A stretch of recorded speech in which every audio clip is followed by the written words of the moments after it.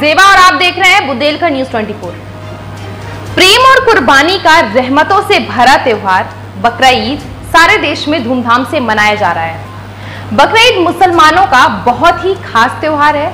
यह त्योहार प्रेम और भाईचारे का संदेश पूरी दुनिया में देता है। बकरा ईद के त्योहार पर मुस्लिम समाज के लोग मस्जिदों और ईदगाह में जाकर नमाज अदा करते हैं और अमन चैन की दुआ करते हैं। नमाज के बाद कुछ विशेष जानवरों की कुर्बानी दी जाती है। कोरोना के आने के बाद नमाज न हो पाने का कारण मुस्लिम समाज के लोगों में बेचैनी देखी जा सकती है। कोरोना गाइडलाइन के चलते आज झांसी महानगर की मस्जिदों और ईदगाहों में सिर्फ 5 लोगों को एक साथ नमाज अदा करने की अनुमति दी गई।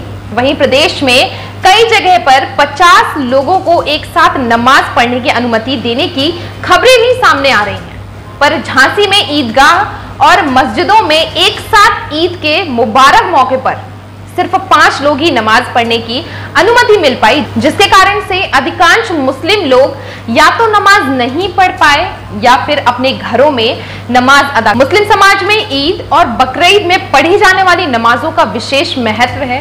इस समय जब कोरोना काफी निम्न स्तर पर है, शराब की दुकानें और बाजार खुले हुए हैं, शादी समारोह में अच्छी संख्या में लोग शामिल हो रहे हैं, नेताओं के कार्यक्रम में सैकड़ों लोग शामिल हो रहे हैं, वहीं बकरा ईद के नमाज के लिए सिर्फ 5 लोगों की अनुमति देना तर्कसंगत नहीं लगता है।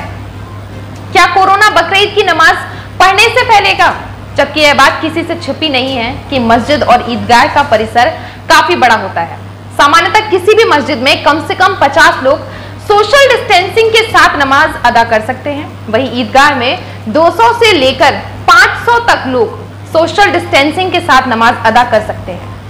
मस्जिदों और ईदगाहों का इतना बड़ा परिसर होने के बावजूद सिर्फ 5 लोगों को नमाज पढ़ने की अनुमति दी जा रही है। यह सवाल मुस्लिम समाज के लोगों को परेशान कर रहा है, पर फिर भी मुस्लिम समाज के लोगों को ये उम्मीद है कि आने वाले त्योहारों में प्रदेश के मुखिया और प्रशासन मिलकर इस गतिरोध को दूर करेंगे। इससे मुस्लिम समाज के लोग भी अपने त्योहारों को कोरोना गाइडलाइन का पालन करते हुए मना पाएंगे।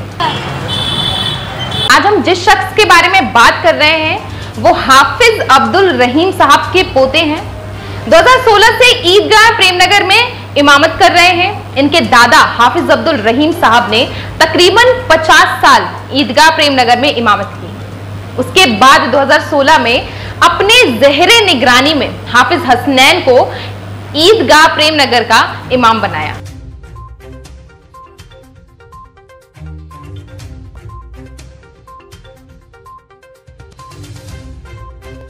मैं जेबा और आप देख रहे हैं बुंदेलखंड न्यूज 24। तो आज हमारे बीच गड़िया फाटक स्थित मस्जिद बाबा जी के पेश इमाम हाफिज हसनैन जी मौजूद हैं। आइए हम लोग इनसे कुछ बातें करते हैं और आपसे हम लोग जानना चाहते हैं कि ईद उल अजहा के बारे में कुछ, कि ईद उल अजहा या बकरा ईद क्यों मनाई जाती है।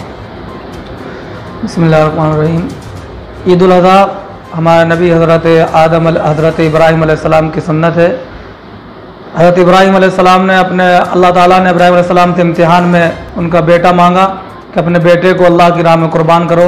उन्होंने अपने बेटे को कुर्बान करना चाहा। अल्लाह की राह में छुरी चलाने वाले थे कि अल्लाह ताला ने उनके इम्तिहान को कबूल कर लिया और जन्नत से एक दुम्बा लाकर छुरी के नीचे रख दिया और छुरी से दुम्बा ज़िबा हो गया। ईद उल अजहा की नमाज मुसलमानों के लिए कितनी ज़रूरी है? ईद उल अजहा की नमाज मुसलमानों के लिए वाजिब है। जो छोड़ने पर गुनाह पड़ेगा और ना पढ़ने पर गुनाह पड़ेगा, और पढ़ लेंगे तो वाजिब है, सवाब है इसका। आज आपने नमाज कहाँ पढ़ाई? हमने ईदगाह प्रेमनगर में 8 बजे ईद उल अजहा की नमाज अदा कराई। कितने लोगों ने एक साथ नमाज पढ़ी? क्योंकि उत्तर प्रदेश में ऐसी कई जगह हैं जहाँ पर 50 लोगों को साथ में पढ़ने की अनुमति है। तो झांसी में क्या 50 लोगों को साथ में पढ़ने की अनुमति थी? झांसी में सिर्फ 5 लोगों को धर्मस्थल पे नमाज अदा करने की परमिशन थी।